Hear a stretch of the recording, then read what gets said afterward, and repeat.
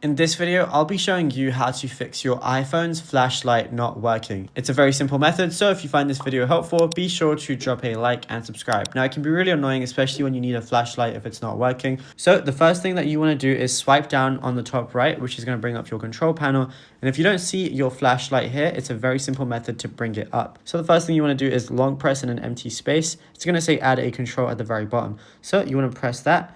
And it's not actually called flashlight, it's actually called torch. But depending on your country, it might be something different. So just type in torch and then it's going to show up right there. And then I can even move it to an area that I want to as well if I wanted to do that. And then right there is my torch. So I just long press again in another empty space. And then as you can see, all I have to do is press that. And then I can even change, how big it is, like the torch, the wideness of it and everything. I can specify it to a specific area if I want to as well. And then I can just use the torch from here.